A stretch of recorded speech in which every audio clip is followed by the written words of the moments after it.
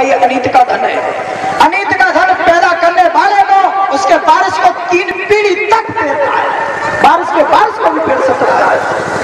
भीम छील के लाए, मुसीबत किन पे पड़ी? परीक्षित पे, नाती पे। इसलिए अनुरोध है, सोना पहनने की इच्छा है थोड़ा पहनो, लेकिन मेहनत कर पहनो।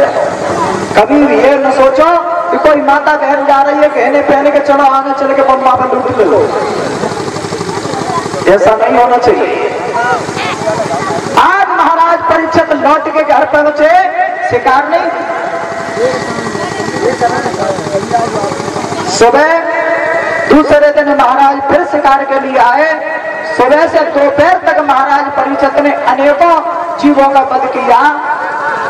तेज धूप थी, महाराज को प्यास सताने लगी, घोड़ा भी प्यास से व्याकुल हो गया। आज महाराज पानी की खोज में लोमत ऋषि के आश्रम पे आए।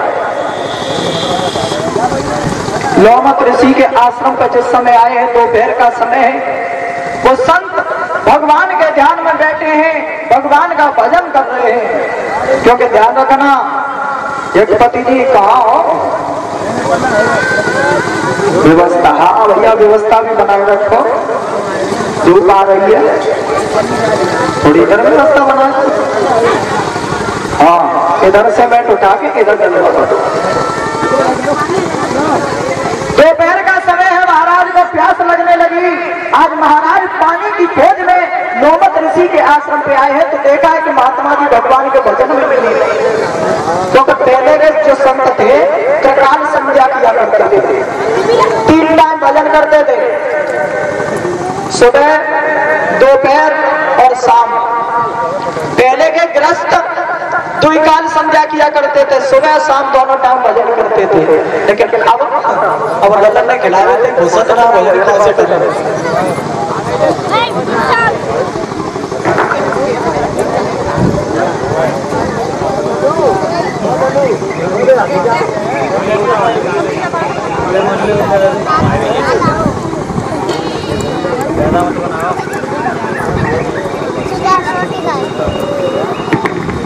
लोमत ऋषि के पास पहुंचे महाराज, आवाज लगाने लगे, बाबा जी मुझे प्यास लगी, आंखें खोलो। लेकिन महात्मा जी ने बात नहीं सुनी, क्योंकि वो आत्मा परमात्मा से मिलन हो रहा था, आत्मा और परमात्मा। आवाज लगाने लगे परीक्षित महाराज, बाबा जी आंखें खोलो, बाबा आंखें खोलो।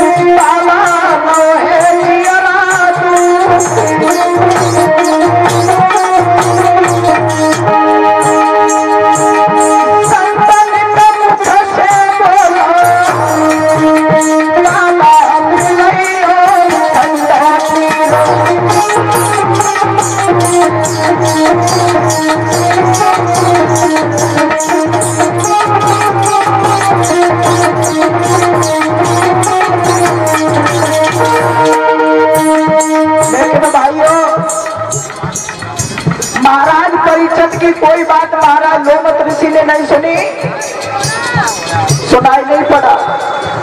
अब महाराज परीक्षित को थोड़ा घमंड हुआ, इस महात्मा की है मजाक, हमें देख करके आंखें बंद कर ली कि दिल्ली के राजा को भाई आसन देना पड़े।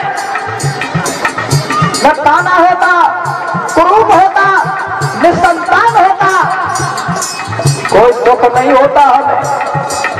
मेरे पुत्र भी है, सुंदर भी हूँ, राजा हूँ, और फिर भी मेरा अपमान किया इस महात्मा ने।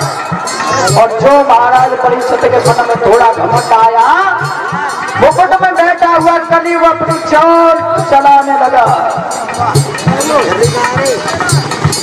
बुद्धि को खराब कर दिया उस चांडाल ने। देखा महाराज परीक्षित ने एक मृत सर्प बना है, परीक्षित सोचने लगे इसकी सजा जरूर मिलेगी महात्मा को, देर नहीं की।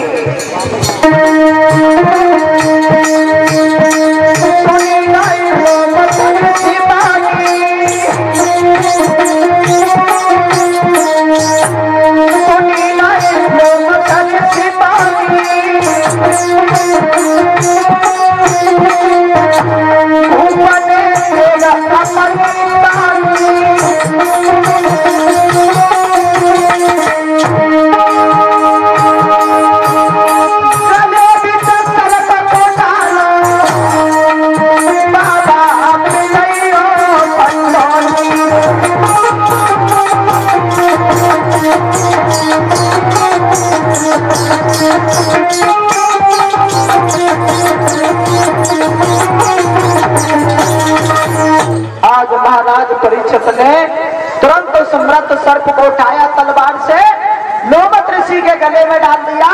चले संत को कुछ पता नहीं है क्या हुआ, वो तो भगवान के भजन में लीन है।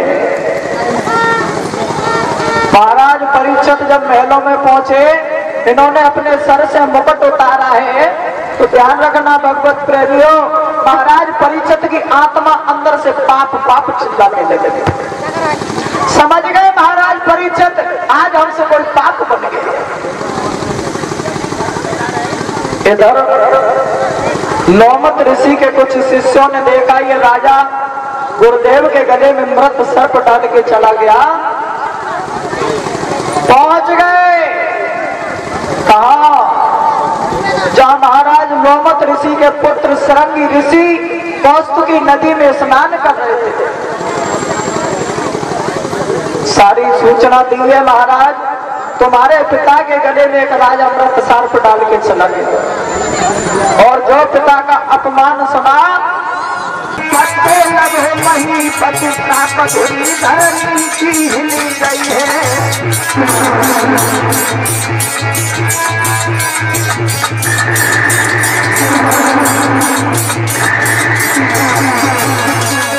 जो महाराज परीक्षित को श्राप लगा, पृथ्वी कांपने लगी, सन्नाने लगे। आज वो ऋषि बालक ने श्राप देने के बाद आकर के अपने पिता की